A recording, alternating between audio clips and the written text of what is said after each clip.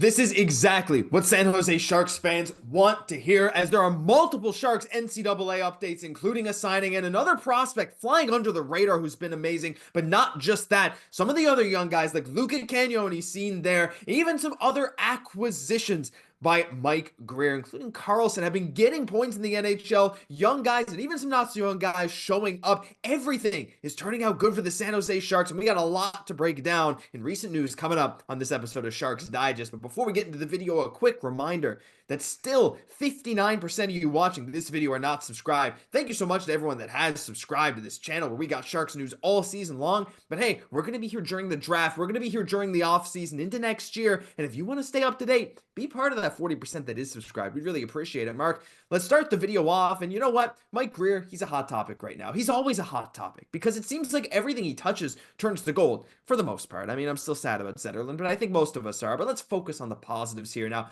I do want to touch on Cam Lund first. Now, look, the news is a day old that the Sharks did sign him, but there's been a bit of talk about him recently, where he's going to slot into the lineup and that, and I wanted to dive into that, Mark. So, of course, for those of you who did miss it, Cam Lund, he's quite highly touted, former second-round pick in the 2022 draft. A pretty solid pick, it's looking like, coming off a 40-point season, one of the Hobie Baker nominees out of the Hockey East there for Northeastern. But as Northeastern was eliminated, the Sharks are now going for him. Mike Grier had nothing but good things to say about him as well.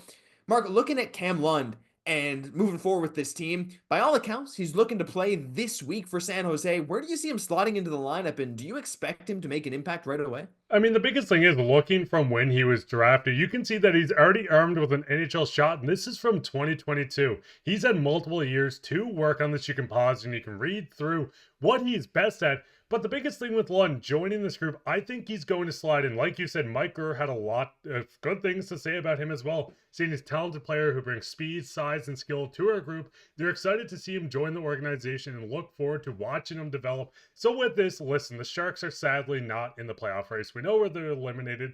They're looking to get a #1 pick, so they're going to get the young guys in, and this is where we could see him really join this lineup. Now listen, there's a lot of young guys, there's a lot of veterans, but I would not be shocked if we see Lund maybe take Graf's spot for a couple games. Listen, I love Colin Graf. I think he's having an outstanding year for the San Jose Sharks, but listen, you get a young guy out of the lineup, you put one in this lineup, he might not play in the top 6, but listen, if his shot's ready, if he can develop, if he's already developed, and he can get some goals for the Sharks, would you be mad if he took that spot maybe on the second line for a game or two, just so Sharks fans and management can see what he has?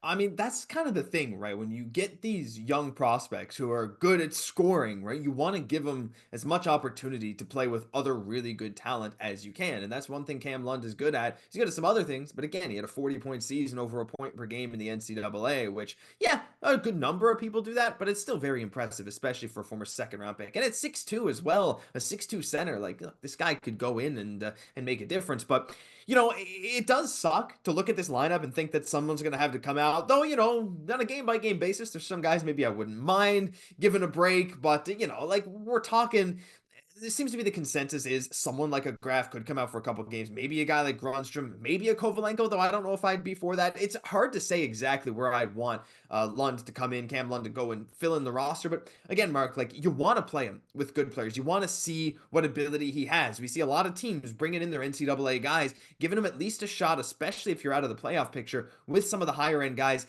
Do you see that as something that could actually benefit the player, or do you think that might do a little harm taking some guys out of this lineup now as we go down the stretch? Though I guess you also never know if injuries might come into play as well. I mean, the biggest thing is we've seen Mike Grier, and even on the defense, which we will touch on, he's ready Mhm. to cycle in some young guys, give them the shot, say, hey, listen, get some experience in the NHL. You can go back down to the Barracuda after, but I do like the idea of giving everyone a chance. Maybe he comes in and press. Listen, he could go out and score 4 goals in his first 4 games. Who really knows what he's going to do? But I do like the possibility of getting an NHL-ready shot. And like I said, that was from 2022 Mhm. into this lineup to make this team a little deadlier. And Josh, I know you wanted to talk about more prospects in the NCAA for the Sharks as well. Yeah, bring it up there. Let's take a look at some of the other names, right? As the NCAA season's coming to a close, keep an eye on these guys, right? Boston University, we got Brandon Svoboda and Joseph, well, probably Joseph, but Joey Muldowney. We got Polkamp at Denver, Laubach at Penn State. But one guy I just wanted to touch on real quick is Muldowney. I think it's Muldowney, it might be Muldowney.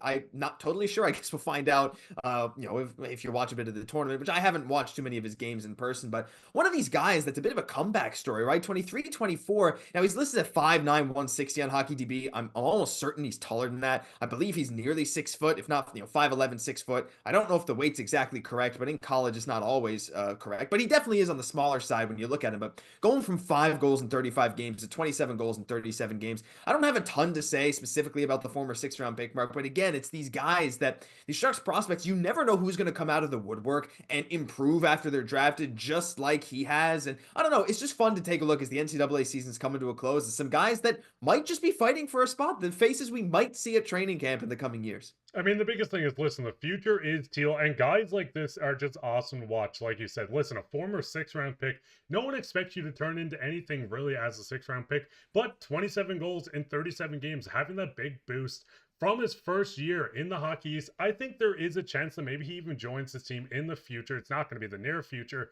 as maybe a middle 6 or bottom 6 guy, or at least give some shot on this team. But listen, the prospects are awesome. There's so many, and listen, the tournament's awesome to watch too. So why not go and cheer on some Sharks prospects, Josh? I mean, I don't know if you have anything other to say, but I think the Sharks prospects are the biggest story around this team right now. Oh, it sure is. I mean, look, it's not just these guys in the NCAA and stuff. And look, there is a guy that's maybe not so much a prospect we'll touch on, but it's been a story around the team, right? Not only Celebrini and Will Smith, these guys, but a guy like Luca Cagnoni, who was just called up recently. Of course, we were hyped about it. I made a video on it. If you guys haven't seen that, how hyped I was about Luca Cagnoni. This guy's putting up unbelievable stats in the AHL, a ton of power play points down there as well. And look, he was getting some power play reps with the Sharks. And again, he's smaller, but look, we're seeing a trend with smaller defensemen coming in and doing their thing in the league. Yeah, he's 5'9", 5'10" on a good day, probably. And honestly, I was a bit, I wouldn't say worried about how he'd fit into the NHL, because I knew his skill was there. You watch his clips, you watch him play. He's smart too, right? He's not going to make a ton of mistakes. He does look, I guess, maybe a little like a bit of an adjustment period when there's guys closing in on him under pressure situations. He does look a little timid at times, but like, honestly, Mark, I've been insanely impressed with Cagnoni, how good he looks just again for this first NHL ice time, especially at his size. And hey, with the hype around him coming out of these incredible AHL stats, I've honestly been very happy with him. And look, he's a guy that I think we'll see staying on the Sharks for a long time coming. And I mean, the biggest thing is, listen, everyone knows it's offense, but we did see his assist came from an awesome defensive performance on the boards where it didn't really look like a pass, but he did get awarded his first NHL point for it, his 2 points in one game. But I do think there's another defenseman we have to touch on, Lucas Carlson, scoring his first NHL goal with the Sharks, coming in and debuting versus Boston. I mean, Josh, listen, he might not be the youngest, but getting these guys in hungry for NHL action, getting goals out of defensemen, I mean, this is a big thing for the Sharks that's going to really help with the future of this team and just getting development with a lot of the guys. Yeah, I mean, having, like, I guess more veteran guys like this who have been around the block. Look, there's a lot to be learned from guys like Carlson, who's a bit of a journeyman bouncing up and down between the NHL and AHL. And I think with Carlson, too, I mean, he was just recently signed to a 2-year, 2-way deal with San Jose. I believe it was last summer. But, like, look, this guy, 2 points in his first game, the assist coming off a block shot, getting his first NHL goal. He's 27 years old, but he's only 2 years removed from leading the AHL for goals by a defenseman. Like, this guy has untapped offensive potential, though, we kind of know what he is at this point.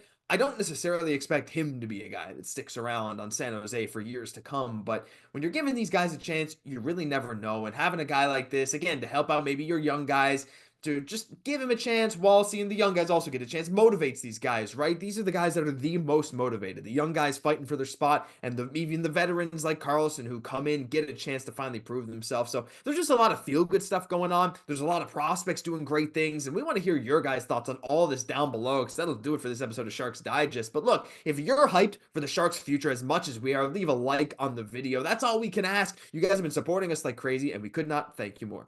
I'm Josh Gosse, my co-host, Mark Pye. We'll catch you in the next one.